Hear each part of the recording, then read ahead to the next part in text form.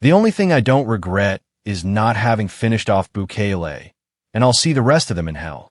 These words were just a few of those Old Man Lin said in his most recent interview, one in which he revealed secrets that left everyone speechless. Do you want to know his darkest secrets? Stay until the end of the video and find out. Old Man Lin was a man who resonated like a sinister echo in the streets of El Salvador. His story was shrouded in blood, betrayals, and unquestionable loyalty to Mara 18, one of the most violent criminal organizations in Central America. To his enemies, he was a ruthless monster. To his followers, he was a revered leader whose cruelty was matched only by his cunning. Although he was now confined in the CECOT Terrorist Confinement Center, the most brutal prison in the country, his reign of terror was far from over. After his capture in a military operation that left dozens dead, Old Lin became a living symbol of criminal resistance, even behind bars. His name continued to inspire fear. His tattoos, covering his face and body, chronicled his crimes and his life in the gang. Every line, every symbol, told a story of death.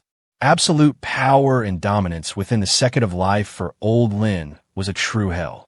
From a moment he was admitted, he became the prime target of extreme punishments ordered directly by President Najib Bukele, who had sworn to end the power of the gangs. He wasn't just an inmate. He was a declared enemy of the state, someone Bukele considered a constant danger, even behind prison walls. Old Lin's cell was a dark, damp concrete cage. The confined space barely allowed movement, and the only light came from a dim bulb that never went out. Depriving him of the concept of day and night, the cold of the floors seeped into his bones, and the odor of dampness and dirt became part of his daily existence. Food was scarce, almost non-existent, and when it arrived, it consisted of a plate of watery beans and a piece of stale bread. Physical torture was constant. The guard would take him out of his cell at unpredictable hours, dragging him through the hallways like an animal. Old Lin was used to the pain, but the beating sessions were designed to completely dehumanize him. They used batons, chains, and even improvised objects to ensure that each blow left a mark. They kicked him on the floor and spit on him and insulted him mercilessly. One of the most brutal punishments he suffered occurred when the guards handcuffed him to a wall for 3 consecutive days. Without food or water, they exposed him to an icy current every so often. They threw buckets of ice-cold water to keep him awake and increase his suffering. It was a test of endurance that only the strongest could endure. Old Man Lin, although physically devastated, never showed weakness before his executioners. Despite being subjected to such a brutal regime, Old Man Lin never stopped plotting from his cell. He used a clandestine network of contacts inside and outside the prison. He began sending coded orders to his men on the streets. His messages were short and clear. The power is still ours. He managed to establish a communications network that bypassed prison security, using bribed visitors, corrupt guards, and even other prisoners who risked everything to carry out his orders. One of the most audacious plots orchestrated by Old Man Lin was an assassination attempt against a key figure in the Bukele government. Through a complex chain of intermediaries, he organized an attack that involved highly trained hitmen willing to do anything. However, the operation was discovered at the last minute, and his men were eliminated in a bloody confrontation. The authorities immediately knew that the mastermind behind the conspiracy was Old Man Lin. When the news reached Bukele, his fury was uncontrollable. He ordered Old Man Lin to be transferred to an absolute isolation area, chained hand and foot, and brought before the president in a visit not officially recorded. The guards threw him to the ground in front of Bukele, who looked at him with absolute contempt. "You thought you could touch me," the president said, his voice laden with contempt. "You'll never get out of here. Damn, your world ended the day you crossed those doors." Old Man Lin, bloodied and exhausted, slowly raised his head and looked at him with a crooked smile filled with hate. "Empires fall, so will yours." He responded in a weak but defiant voice. The days in prison became an endless torture for Old Man Lin. He was no longer a powerful leader, but a prisoner broken in body but not in spirit. The guards constantly watched him, waiting for any sign of insubordination, insanity to strike him once more. Every day that passed, his health deteriorated, and the prison doctors, following direct orders, denied him medical attention. However, despite everything, Old Man Lin clung to his hatred like a lifeline. He dreamed of revenge, of recovering what he had lost. He clung to the hope that his men out there would continue fighting in his name, wreaking havoc on the streets of El Salvador. Sometimes during the endless nights, he heard the screams of other prisoners being tortured and smiled slightly. He knew that the hell he lived in also strengthened him. The idea of being forgotten and destroyed tormented him more than any physical pain. He was a survivor, a monster that could not be tamed. Journalist Javier Murillo, known for his courage and uncompromising approach to investigative reporting, had hoped.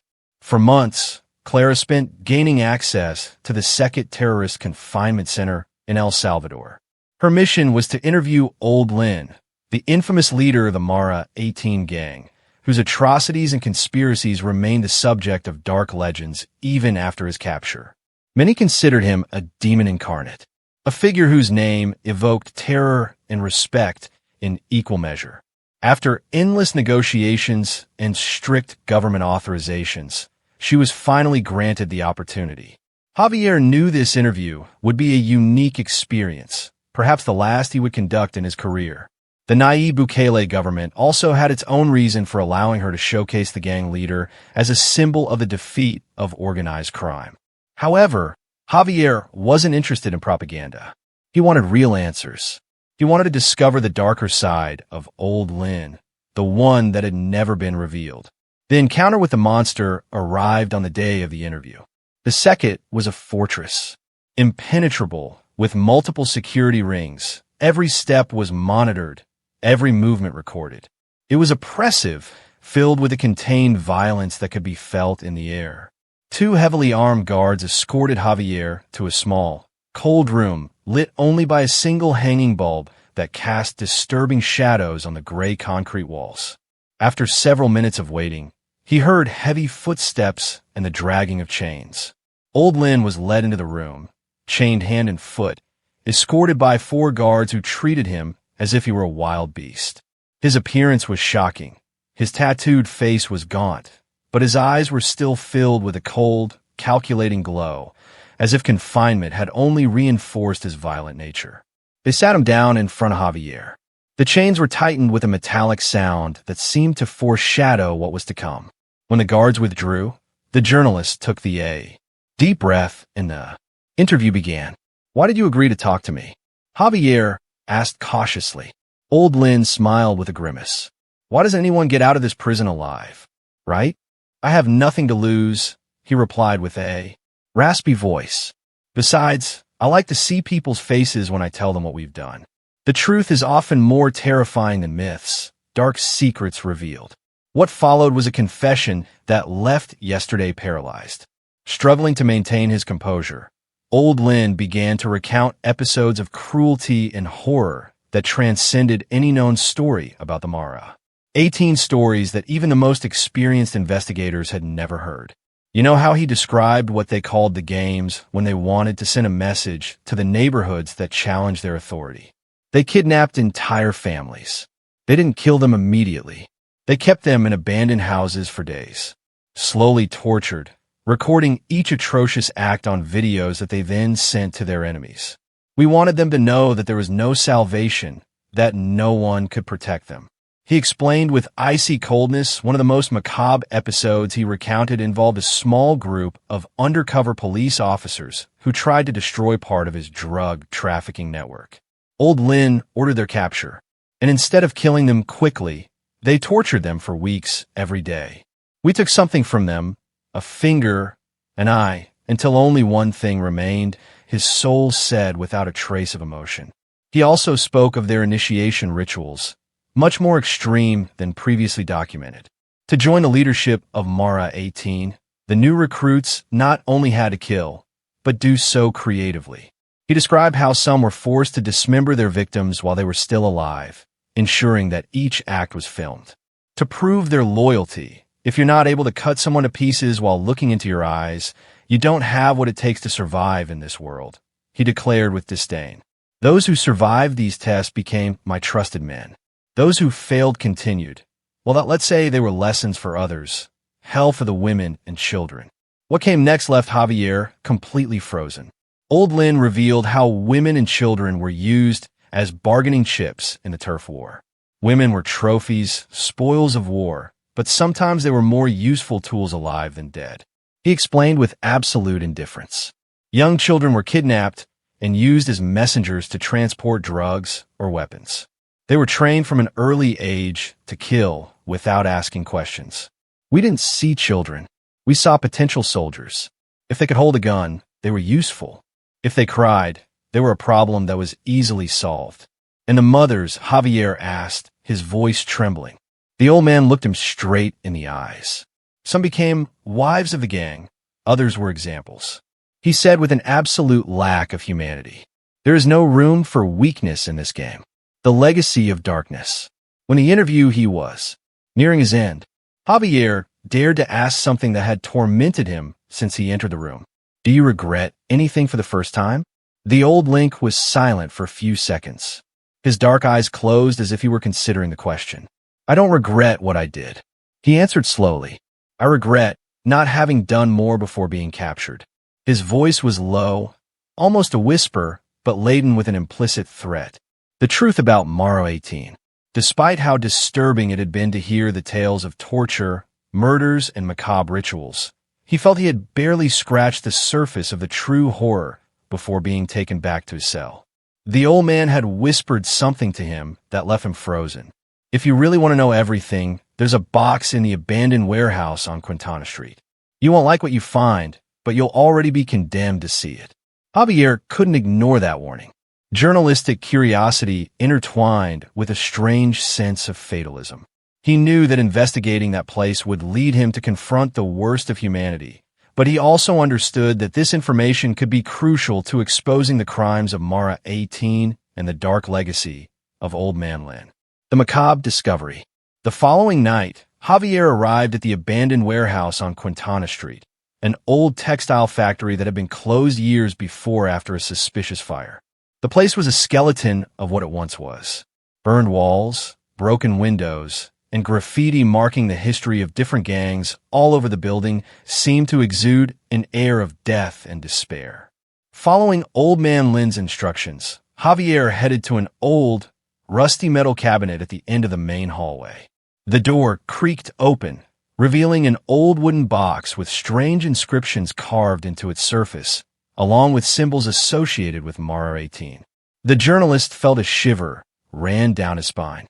Despite his fears, he bent down and opened the box. Inside were several dusty files, photographs stained with dried blood, and several old videotapes with labels written by hand in sloppy calligraphy. Ritual number 4. Final message, San Lucas neighborhood. Exemplary punishment, November. The journalist felt a wave of repulsion, but also an insurmountable attraction. Against his better judgment, he grabbed the entire contents and quickly left the place, feeling watched every step he took. Back in his small apartment, Javier placed one of the tapes labeled Ritual Number 4 into an old VHS recorder he had obtained to play the obsolete format. For a moment, the screen filled with static, accompanied by a disturbing metallic hum. Then the image came to life. The recording showed a dark room, lit only by a dim, hanging light bulb. The place appeared to be a basement, with bare concrete walls. There were 2 hooded, heavily tattooed men holding a young woman who was screaming desperately, her hands and feet tied with barbed wire. The camera slowly zoomed in as the woman begged for her life, but her words were ignored. The next segment was so graphic and disturbing that he had to look away. The much younger Old Man Lin appeared in front of the camera, showing not the slightest emotion. He delivered a sort of ritual sentence, speaking of betrayals and loyalty. The tape showed the men beginning to torture the woman in unimaginable ways while Old Man Lin watched impassively, like a merciless judge. Screams filled the courtroom, bouncing off the walls. It was like echoes from a personal hell. Javier felt nauseous and ran to the bathroom, vomiting violently into the sink. However, something drove him to continue against all logic. He returned to the television, his stomach churning, the shaking. Hands changed to another quote titled, "Final Message from the San Lucas Neighborhood." The video showed a series of executions. Public executions carried out in the street in front of the terrified people of the neighborhood. Members of the Mara 18 gang, their faces covered, forced their victims to kneel while they recited declarations of repentance. Each execution was filmed with methodical coldness, with the clear intention of sending a message. This is the price of disobedience. The victims ranged from merchants who had refused to pay dues to alleged informants. The brutality was so extreme that even Javier's hardened face began to lose its color.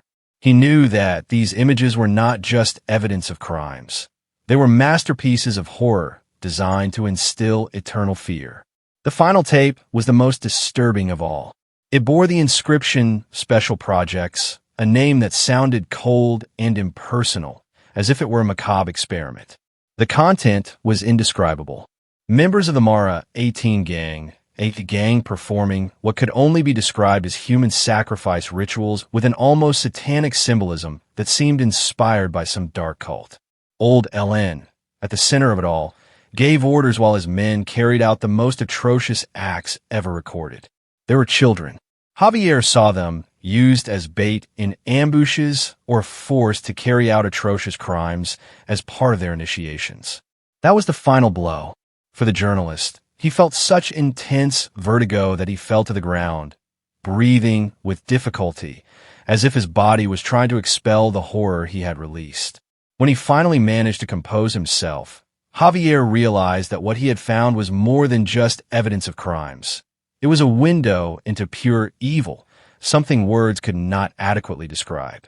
He had crossed a line that no journalist should cross. The dark and violent world he had documented was real, tangible, and lethal. With trembling hands, he put the tapes away, a safe deposit box, and sat in the darkness. Broken, he now knew why Old Man Lin had revealed that location to him. It wasn't an act of repentance or a desire for justice. It was his way of showing that true horror never goes away and that those who dare to look into the abyss are never the same again. Unless you're an idiot, don't look for those videos for anything in the world. And so we come to the end of this video. If you liked it, give us a like so we can continue making more videos like this one. Also, don't forget to subscribe and activate the bell so you don't miss any of our new videos. I wish you a great day. Until next time.